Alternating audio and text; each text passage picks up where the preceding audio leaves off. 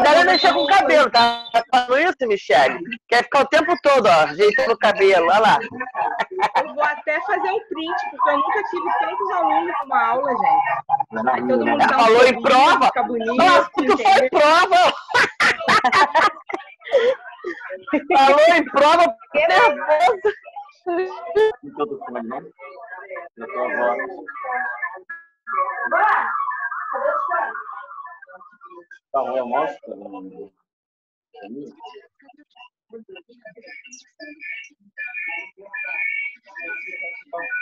A Beatriz tu falou que não ia estar. Vou falar que eu vou acompanhar você, tá vendo? Vamos separar aqui. É aqui, ó. Hoje vai ter que silenciar o povo mesmo. É o quê? Hoje a turma tá cheia. É. Lá no cima. Eu vou dar prova toda semana agora. Tá amarrado em nome de Jesus. Eu tô tendo tempo não, minha filha. Tá braba, hein? Ô, mãe. Vamos começar? Liga aí. Os 40 minutos já tá indo embora, hein? Pois é. Menina, tu Cada acredita tá que aí, semana vai comer. passada parou de cair com 40 minutos? Parou? Uma hora e pouco. Mas Nem quando foi isso? Na sexta? Na sexta e no sábado o dia inteiro. Foi presente de aniversário na sexta. É verdade. Só o Renato. Dando tudo aí. Só o Renato? Só o Renato na sexta. Aula particular? Brendo, você tá me ouvindo? Brendo tá sem microfone. Carlos conseguiu o sinal aí, né, de som. Acho que a Bárbara também. Ainda tem um cachorro lindo. Que gracinha. Tô ouvindo. Aí, Bárbara tá ouvindo. E falando também. Qual foi, Brabete? Vamos querer, hein? Que o dente hoje. É o quê? Não tá abrindo o chat aqui pra mim. Eu tô sabendo. Começa. Ela arrancou um dente hoje. Eita. Quem falou no chat? Vê aí pra mim, por favor, que eu não tô conseguindo ver. Foi o Brendo? Rosana? Não apareceu pra mim aqui não, hein? Sim, ele falou que tá ouvindo. Gente, tem aluna aberta hoje. Ele falou o quê? Eu vou te Que dar tá ouvindo. Ah, beleza. Então vamos começar, pessoal. Bem, hoje a gente vai fechar essa primeira parte, né, pra gente fazer a nossa avaliação semana que vem. A gente conversou sobre... Vou colocar vocês no mudo, tá bem? Só por conta da microfonia. Caso vocês queiram falar alguma coisa, vocês podem tirar do mudo, tá bom?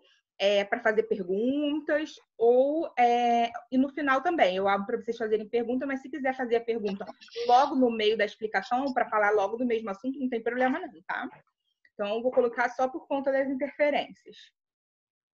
Beleza. Então, agora apareceu uma mensagem do Osvaldo, uma mensagem do Brendo. Não estava aparecendo. Tá. Pessoal, a gente conversou sobre alguns processos, né? Na verdade, a nossa disciplina são duas partes juntas, né? Uma parte operações unitárias e uma parte processos químicos. A parte de operações unitárias, que é o que a gente está discutindo atualmente, né? A gente já conversou bastante, tem bastante conteúdo para vocês fazerem uma avaliação. Quais seriam os conteúdos que a gente conversou, né? A gente conversou sobre destilação, sobre filtração, sobre trocadores de calor, sobre bombas, sobre destilação, já falei de destilação na aula passada, sobre britagem e moagem, tá? E hoje a gente vai falar sobre adsorção e absorção, tá? Então, existem duas operações unitárias. Uma que se escreve com D, adsorção, e uma que se escreve com B, absorção, tá? E aí a gente vai falar sobre essas operações hoje. E aí a nossa primeira avaliação, né, porque vocês fizeram um trabalho, aquele trabalho lá da produção da cerveja e do refrigerante, ele vai fazer parte da primeira nota, tá bom? E junto com essa primeira nota eu vou fazer essa avaliação semana que vem. Só que vai ser como se fosse um estudo dirigido, né? São perguntas que vocês vão responder, tá? São perguntas múltipla escolha. a escola pediu para que fosse feita, durante o isolamento, as provas múltipla escolha, na internet, né, no Google Classroom. Então, eu vou mandar o link para vocês, vocês vão abrir e vão responder as perguntas, tá? Tudo múltipla escolha, só vai clicar no xizinho, né, da opção que vocês desejarem lá, de acordo com a matéria. Então, é por isso que eu falei com o Kaique, para ele não se preocupar, porque ele consegue fazer isso com 4G e não vai gastar muito, porque é só um link, você vai abrir e vão ter algumas perguntinhas, você vai clicar na opção, né, ABCD, respondendo a pergunta, tá? Então, são perguntas bem tranquilas, mas a gente precisa dessa avaliação, tá? Saiu uma circular da escola para os docentes e para os supervisores darem ciência, dizendo que as avaliações foram permitidas.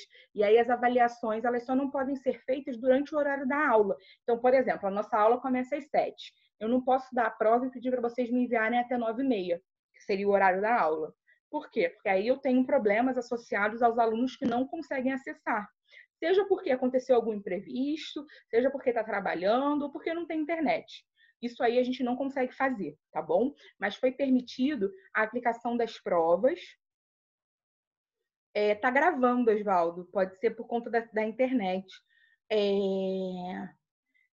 Eu estou gravando. O Osvaldo falou que está travando um pouquinho. Qualquer coisa, depois você dá uma olhadinha no vídeo. Mas, a princípio, aqui tá ok o sinal.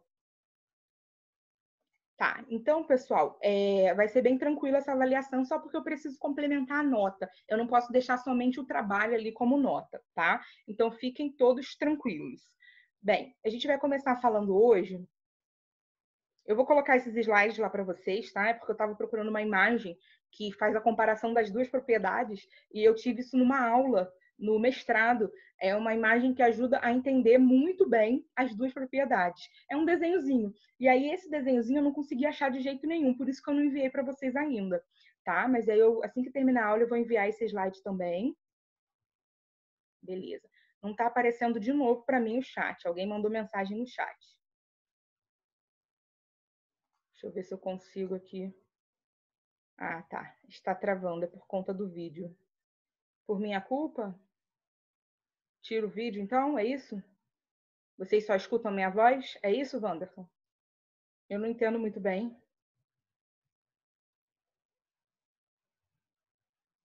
Seria tirar o vídeo? Às vezes eu faço isso em algumas reuniões, eu tiro o vídeo para ver se não trava. Vou fazer isso, então.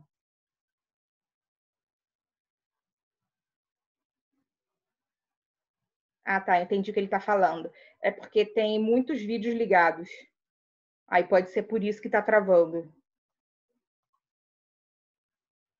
Entendi. Beleza. Mais alguém está tendo problema que está travando aí, pessoal?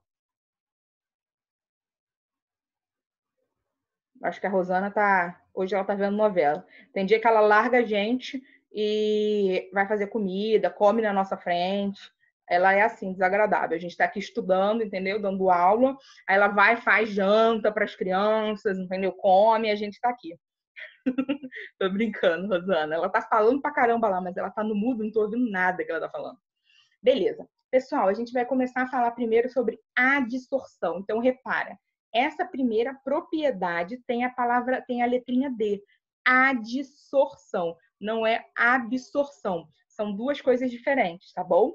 A gente vai conversar primeiro sobre adsorção. Bem, como é que a adsorção vai ocorrer? Ela ocorre de duas formas, né? A gente pode ter a adsorção ocorrendo líquido com sólido ou gás com sólido. Essas são as formas mais clássicas de ocorrerem a adsorção. Então, a gente tem uma transferência de massa, tá? Entre líquido e sólido ou gás e sólido.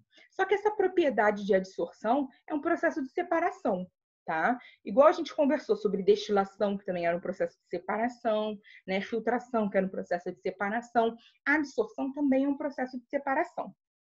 Eu vou ter uma fase fluida, né, que vai permear o meu sólido, que pode ser um gás ou um líquido, né? E aí eu vou ter o quê? A transferência, né? Essa transferência de massa vai ser para a fase sólida, tá? Então, o que que a gente tem normalmente, né? A gente tem sólidos, esses sólidos estão empacotados, tá?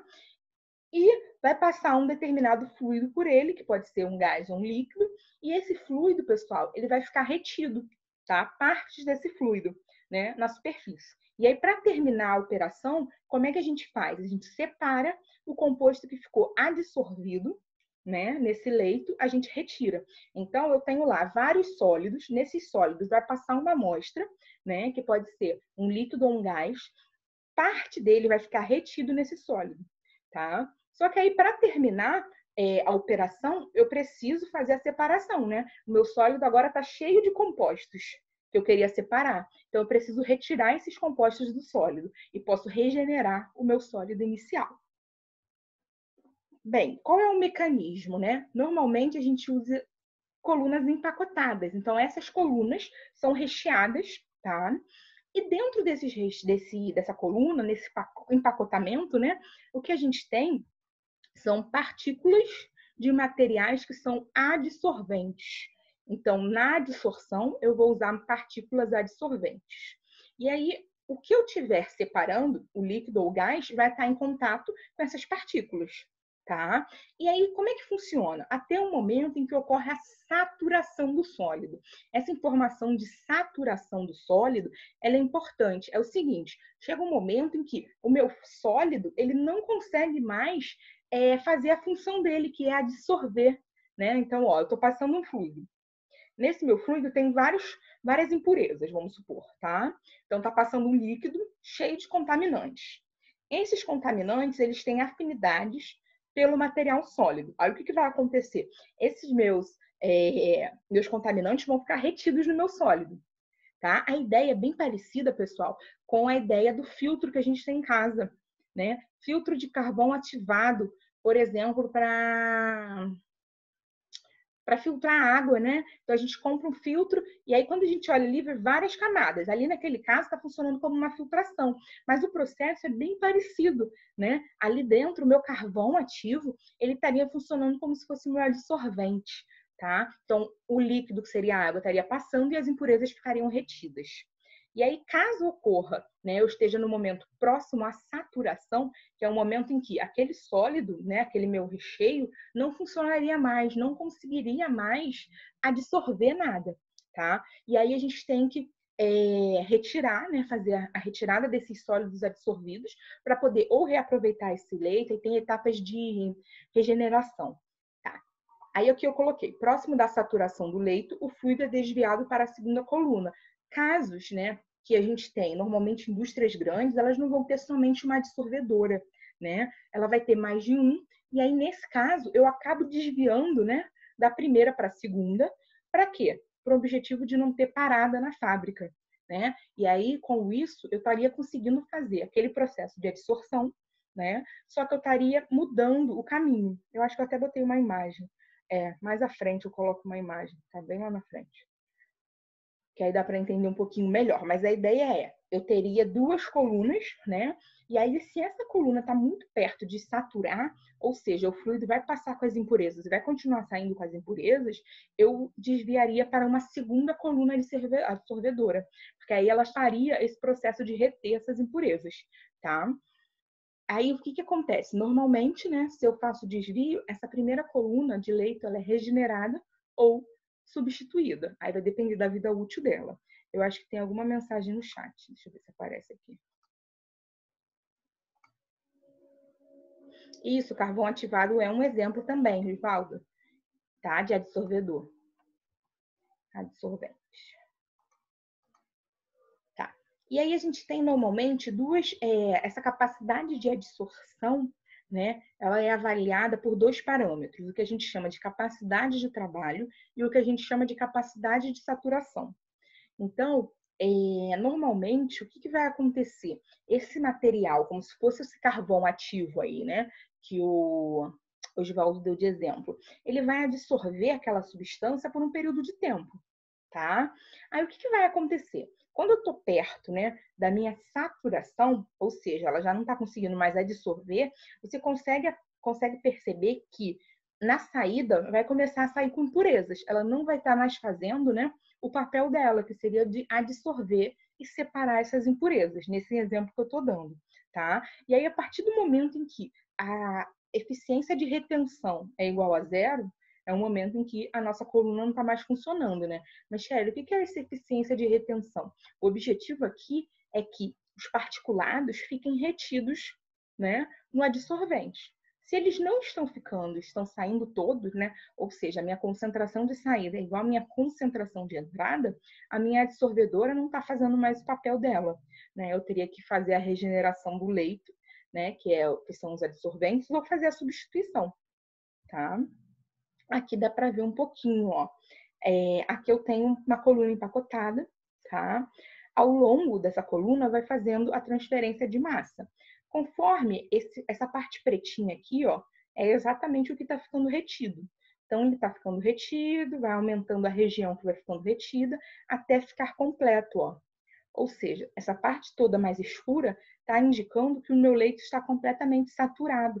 Ele não tem mais área disponível nesse adsorvente para fazer a separação, tá? Então, aqui ele mostra até um gráfico, ó.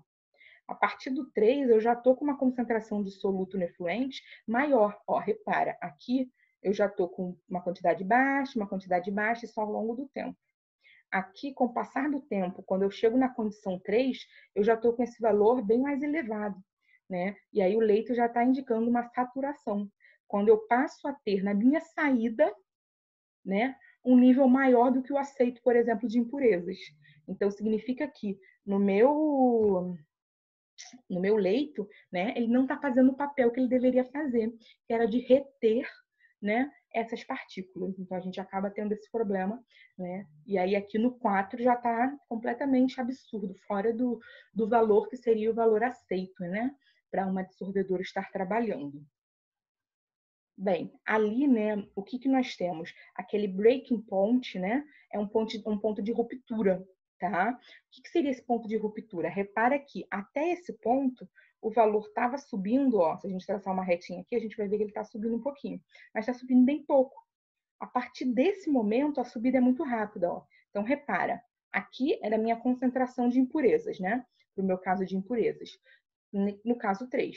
Do quase 3 para o quase 4, olha o quanto subiu absurdamente. Então, esse ponto, né, é um ponto limitante, né? Naquele momento, o ideal é que no breaking point a gente faça a troca ou a regeneração do meu leito adsorvente, tá? Porque naquele momento eu já estou com um valor de muito elevados a partir daquele ponto. Então, eu já não estaria mais fazendo uma separação eficiente. Bem, aqui eu coloquei o adsorvente, né? Olha o que nós temos. Nós temos aqui a minha superfície sólida, que seria esses riscadinhos aqui, ó, pessoal.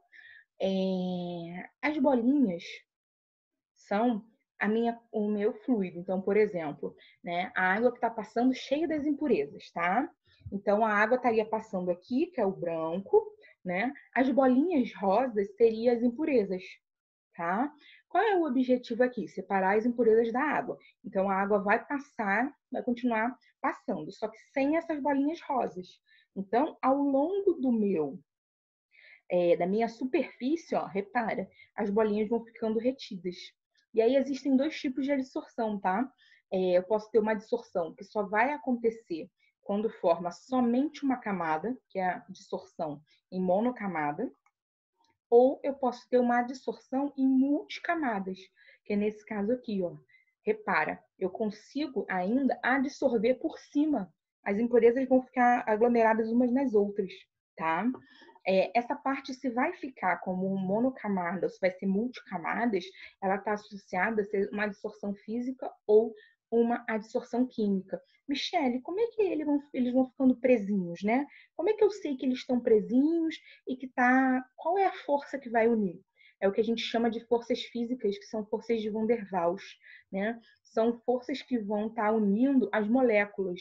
Não são forças, não são ligações químicas entre átomos. Então, por exemplo, se eu pego o exemplo de água, né? A molécula de água. Ali dentro da molécula de água eu tenho oxigênio e tenho hidrogênio, né? Ali, oxigênio com hidrogênio, eu estou formando uma ligação que é do tipo covalente e é uma ligação do tipo entre átomos, né? Agora, por exemplo, água com água. né? Como elas estão interagindo? Ali seria, por exemplo, ligações de hidrogênio. Aí a gente tem forças de London, ligações de Van der Waals, né? Ligações de hidrogênio, que são essas entre moléculas. E aí é dessa maneira essas atrações que vão ocorrer para formar a monocamada ou a multicamada, né? Que é o que existe aí, o que acontece na adsorção. Bem, então, quando a gente fala em adsorção, é um fenômeno de superfície, tá? Qual é a importância, né? A importância é que vai acontecer superficialmente. Se eu tiver uma região porosa, por exemplo, eu tenho reentrâncias dentro da minha matéria, né? Do material que eu estou trabalhando, aí sim eu posso ter acontecendo. Mas é por que isso, pessoal? Porque dentro desse poro, dessa reentrância, o material vai ficando retido. Então, repara aqui, ó. Eu tenho um adsorvente que tem poros internos. Os poros internos é essa partezinha, como se fossem ramificações, tá? Dentro desses poros, o meu material pode ficar retido. Então, materiais que são escolhidos como adsorventes, o ideal é que eles tenham alta porosidade. Por quê? Porque eu passo a ter uma área maior, né, de contato. E aí, se essa área é maior, eu passo a ter uma capacidade de absorver muito maior do que materiais que não são porosos, né? Então, quanto mais porosos eles forem, melhor eles vão atuar como adsorventes, né? Porque eu tenho essa possibilidade, né, da adsorção ocorrer no interior do poro, né?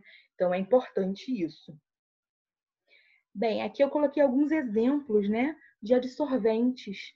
Esses daqui, que são as sílicas, né, a gente até às vezes percebe que eles vêm no sapato, nas bolsas, quando a gente compra, né, alguns materiais vem esse saquinho. O objetivo é que ele faça a absorção, né, de gases que tem ali, né, ou absorção, no caso, quando a gente compra sapato, bolsa, é para ele absorver a umidade do ambiente, para evitar que aquele sapato, aquela bolsa, né, mofe no popular, digamos assim, né? Então, é para retirar toda a água que tem ali.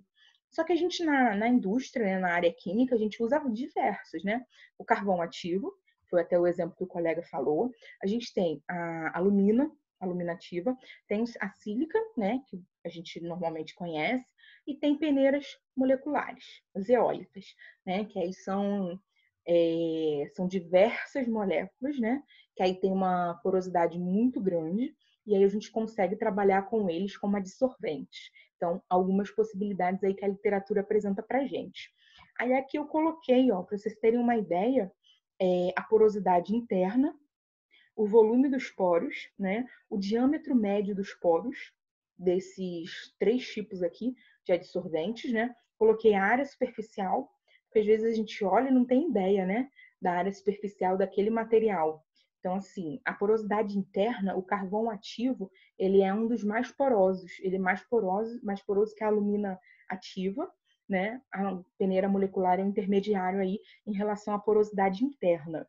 Em relação à área superficial, exatamente pelo carvão, né, ter mais porosidade interna, ele vai ter uma área superficial muito maior.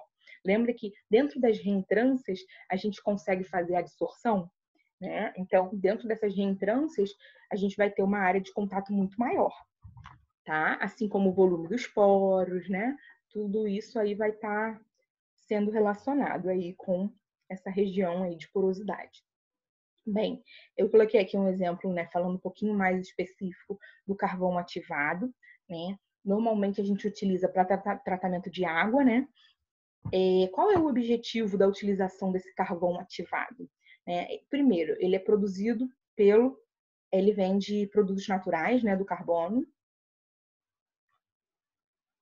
Então, vai depender, o Oswaldo perguntou no chat, se o carvão ativado é o mais adsorvente. O que a gente pode afirmar é que ele é o mais poroso, então ele tem a maior área superficial.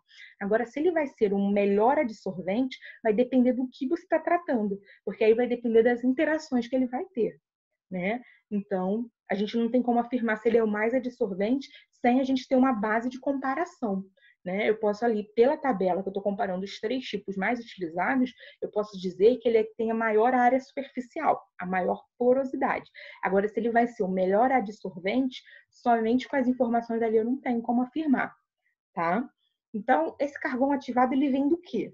Ele é obtido de produtos naturais que tenham carbono, seja carvão, outros materiais vegetais, e ele é submetido a temperaturas muito altas para conseguir ativar ele, né? Por isso que ele recebe esse nome de ativado, né? Ele passa por um processo em elevadas temperaturas. Bem, qual é a aplicação desse carvão ativado? Ele vai ser utilizado no tratamento de água, né? Tanto água potável como água de uso industrial. O objetivo desses cartuchos de carvão é eliminar a cor, turbidez, sabor, pesticidas e declorar.